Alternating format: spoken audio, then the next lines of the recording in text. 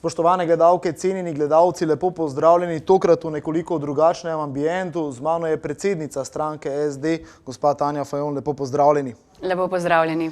Nekako po odstopu Dejana Židana ste prevzeli vodenje stranke, zdaj ste nekako že lahko začutili njen utrip. Čutite, da imate podporo članov na terenu oziroma v regijah? Kako je s tem? Nisem nov obraz v stranki, sem bila kar vrsto let podpredsednica Socialnih demokratov, zdaj prevzela sem začasno, ko me je odhajajoči predsednik Dejan Židan prosil za to do kongresa, ki ga bomo naredili v začetku oktobra in takrat tudi ustoličili novo vodstvo. Seveda se bom sama potegovala za to. Stranko dobro poznam, veliko hodim po terenu, vem, kakšna je situacija znotraj stranke, zavedam se, da bomo mogoče morali tudi malce se zazreti vase, smo stranka z dolgoletno tradicijo, predvsem pa, da moramo postaviti eno jasno alternativo temu, kar se danes dogaja v Sloveniji. Prevzeti odgovornost, skrb za ljudi, ki so danes prestrašeni. Imamo podjetja, ki jim grozi propad, imamo panoge, ki umirajo, predvsem pa vse večjo brezposelnost. Zdaj, prevzeti vodenje stranke je velik izziv, je velika odgovornost, tudi velika so pričakovanja in se veselim sodelovanja zlasti s terenom in biti veliko med ljudmi. Nekako po odhodu vašega predhodnika so se sploh tukaj v Pomurju nekako ljudje zamislili, začeli spraševati, ali bo zdaj Pomurje še bolj nekako odrinjeno, decentralizirano? Nasprotno, jaz verjamem, da bo še bolj zaživelo, ker imamo tu zdaj Dejana Židana, ki odpira in novo pisarno v središču mesta, je ne samo izjemno aktiven poslanec, izjemno zvest socialni demokrat in moj tudi dober prijatelj, in pa seveda župan Aleksandra Jevška. Se mi zdi, da je Pomurje naše skoraj najbolj rdeče okolje in verjamem, da bo se še krepilo naprej, ker imamo zelo aktivno podporo v tem delu in to me zelo veseli. Nekako vlada Republike Slovenije je zdaj v času te epidemije koronavirusa že nekako predstavila tiste prve 3 svežnje ukrepov, sedaj je na vrsti nekako 4. Kako sami ocenjujete te ukrepe oziroma te pakete? Kakšno je vaše mnenje? Kaj bi morda spremenili? Zdaj, če govoriva o ukrepih za omejevanje širjenja bolezni v tem prvem valu zdravstvene krize, smo se predvsem Slovenke in Slovenci, vsi tisti, ki so bili tudi v prvih vrstah v spopadanju z boleznijo, zelo dobro odrezali. Spoštovali smo ukrepe, imeli smo razmeroma dobro zdravstveno sliko, razen z izjemo, bi rekla, visoke umrljivosti v domih starejših, o čemer se bomo morali še pogovarjati. Če pa gledava vladne ukrepe za blažitev socialnih in ekonomskih posledic, bi pa lahko marsikaj naredili bolje. Govorim zlasti o podjetjih, imamo še vedno več 100 podjetij, kjer posojila, likvidnostna shema ne deluje, denar še ni prišel do podjetij, enako velja za tisoče brezposelnih oziroma nezaposlenih ali tistih, ki so na čakanju. Negotovost, kaj bo, ko se iztečejo ukrepi, za njih je velika, ni vlaganja investicij zdaj v zagon gospodarstva. Zdaj, skozi zdravstveno krizo se je izkazalo, kako pomemben je javni sektor, javno zdravstvo, javno šolstvo. Tu recimo v šolstvu so bili ukrepi precej neskoordinirani, počasni, tudi neučinkoviti. In mi smo v času sprejemanja vseh ukrepov kot opozicija, kot socialni demokrati, vložili vrsto predlogov, kako bi stvari naredili drugače, ampak to je izgleda neka slaba klima v državi, da predlogi opozicije po definiciji niso bili sprejeti.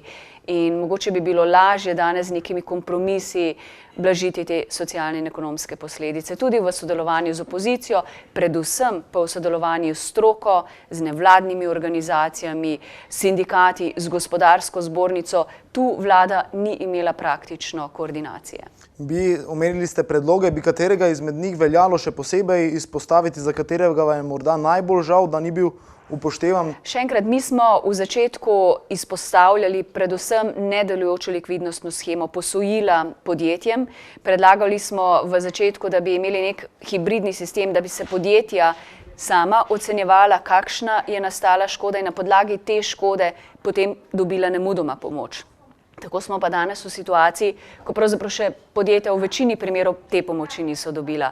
Kar več takih je bilo predlogov, bi pa kot mogoče najbolj tisti glasen očitek tej aktualni vladi, predsedniku vlade Janezu Janše rekla, da je komunikacija zelo arogantna, avtoritarna, bi rekla, komunikacija, ki močno vnaša en razdor med ljudi. Vidite, da imamo od začetka praktično delovanja vlade ob petkih veliko protestov po prestolnici in mestih po Sloveniji, ko imajo ljudje praktično dovolj, da se ukvarjamo z aferami, s korupcijo, kar se je dogajalo, in da imamo nerešene sodne postopke v zvezi s preiskavami, tako da ljudje so zaskrbljeni in se mi zdi, da smo ogromno energije v tem času porabili zlasti za neke korupcijske afere, s tem, da se ukvarjamo z nepojasnjenimi zgodbami, namesto da bi res investirali tja, kjer ljudje pričakujejo ukrepe.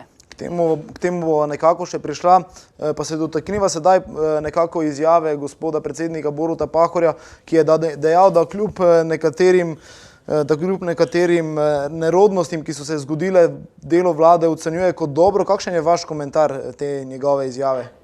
Ne vem, v katerem trenutku jo je izrekel, ampak če pogledam samo na dogajanje v zadnjem dnevu, včeraj, je stanje precej zaskrbljujoče, ko v enem dnevu odstopi minister za notranje zadeve, direktor policije, ko imamo ministra za gospodarstvo, podpredsednika vlade v priporu.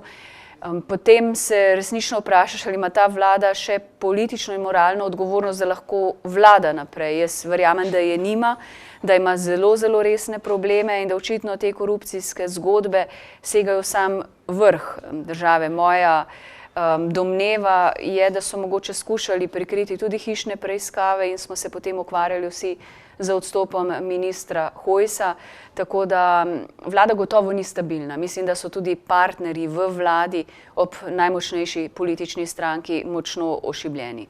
Nekako sami ste omenili preiskave. Bi moral po vašem mnenju minister Počivalšek zaradi tega, kar se je dogajalo včeraj, odstopiti? In morda še drugo vprašanje, ima SMC sploh še mesto v tej vladi glede na to dogajanje? Predvsem moramo pustiti, da tu organi pregona, sodstvo, policija, NPU, Nacionalni preiskovalni urad, delujejo nemoteno. Čemur smo bili priča, je v resnici bil nek mali državni urad, napad na policijo, sodstvo.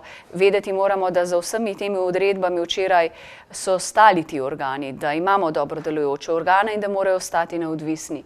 Tako da, ko bomo imeli preiskave, ko bodo te izpeljane, morajo biti izpeljane neodvisno in takrat bo epilog pokazal, kakšna je dejansko odgovornost ministra. Ukolikor se ne motim, ste v odzivu na te včerajšnje dogodke že jasno izpostavili, da bi bile v dani situaciji morda celo najboljše predčasne volitve. Pa povejva, kakšna bi bila recimo vsebinska izhodišča Socialnih demokratov o predpostavki, da bi imeli predčasne volitve? Jaz sem včeraj ponovila, da ta vlada ne uživa zaupanja, da je močno načeta, da nima neke moralne, politične odgovornosti, da naj Janez Janša odstopi, da bomo dobili vnovič zaupanje v neko novo, stabilno vlado, ki bo reševala probleme ljudi. Socialni demokrati smo sprejeli program že pred enim letom, zdaj ga nadgrajujemo, predvsem gre tu za blažitev najprej seveda ekonomskih, socialnih posledic, za investicijami v javni sektor, javno zdravje, javno infrastrukturo, šolstvo. Tu bomo se spopadali z izzivi varovanja okolja, kako narediti tudi to zeleno preobrazbo. Imamo praktično 3 stebre, ta zeleni steber, socialni steber in pa seveda vlaganje v znanost in raziskave. Jaz si želim videti Slovenijo, ki bo temeljila na tistem, kar je za Slovenijo najbolje. Mi imamo izjemen potencial, ko govoriva o raziskavah, znanosti, ko govorimo o različnih panogah, ki so tu močne. In zlasti, ko bomo skušali in se trudili vlagati v delovna mesta, majhna in srednje velika podjetja, moramo to iti z roko v roki z varnim okoljem. Če želimo postati neka ogljično nevtralna družba, k čemur se je Slovenija zavezala z letom 2050, moramo to zagotoviti na pošten, pravičen način, kar pomeni, da ljudje ob tem ne bodo izgubljali služb, da bomo pravočasno zagotovili tudi preobrazbo podjetij na način, da bojo lahko obstala na dolgi rok. Zdaj, če se nekoliko dotaknemo še javnomnenjskih raziskav, nekako podobna podpora stranki SD in Levici, obe ste nekako iz tega levega pola, pa vendarle, kje se vi razlikujete od Levice?